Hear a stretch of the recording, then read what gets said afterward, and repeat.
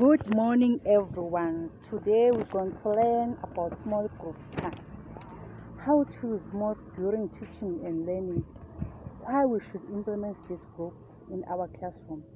First, small group time is when you divide your learners to 4 or 6 learners that will work together and share their resources and opinion. You should not take clever learners and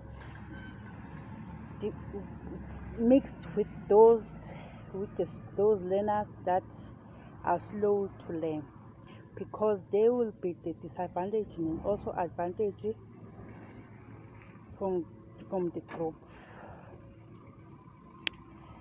They will do all the activity for those learners that are slow learners, and also those active learners will not allow the slow learners to participate in a group work, and also not give them the opportunity to talk.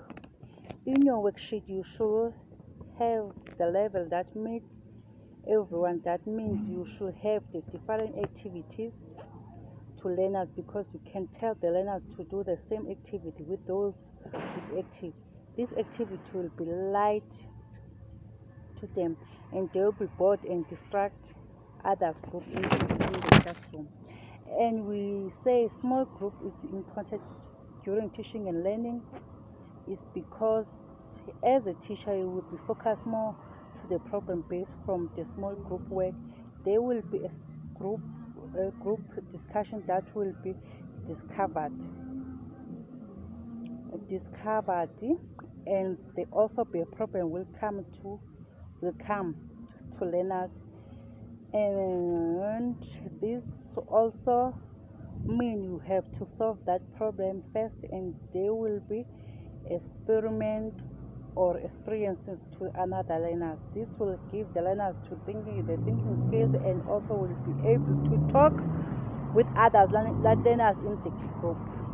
And the learner will develop the high self-esteem when around with other learners, and they can be able to share ideas and thoughts to them. As a teacher, will be able to help those learners closely and that found difficult with work without focusing to the clever learners, and also will deal with much more to the learners that having the difficulty in their group. During a small group, what other things we should implement to groups is that we help the learners that have difficulties. It is good as a teacher to come with a solution that covers those learners that are slow in their mindset.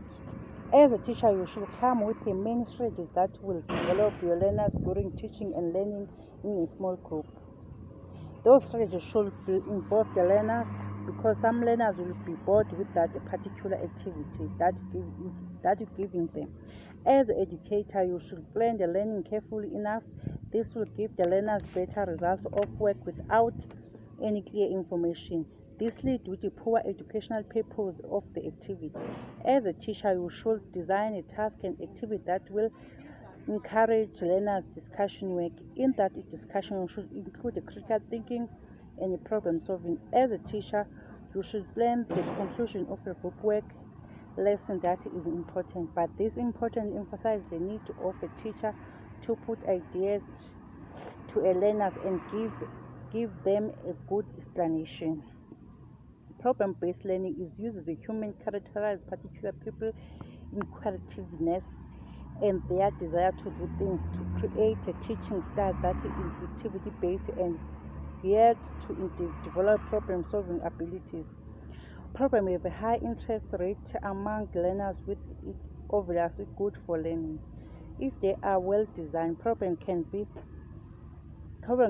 help learners, which obviously good can help learners to develop their essential life skills such as speaking, arguing, and resolving conflict. They also help to develop academic skills such as the content of essays, of the ability to argue academically. There are two different kinds of problem-based learning: is experiments, case study, role play, and simulation. Experiments Experiments are the example of formal curriculum that is based problem. The students do not know what happened when a morning star dropped into the water. As the educator, we know, but instead of telling the student what happened, so that we set up a problem to be experiment that makes them to investigate or discover. This is a similar to scientific to do experimental process that could be followed in the social science project. A student could be asked to answer a question such as why we have wild animals or how we can live with our wild animals in our communities.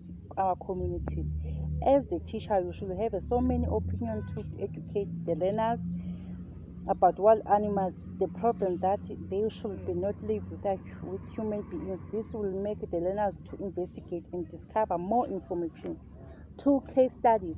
It is related to the kind of problem that is based on directing real life events. This focuses on the problem-based teaching and learning. These learners have to do the portfolio document such as phonics between two persons in a problem case.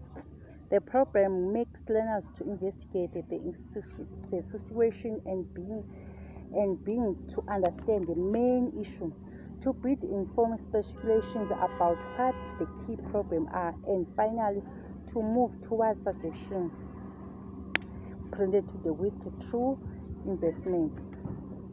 A role play simulation. Instead of writing down a case study, role play is a simulation educated by the subject and a student and integrate presentation simulation of the true conditions such as filter production process. Request students to play a true life responsibility as the skills of the parent and child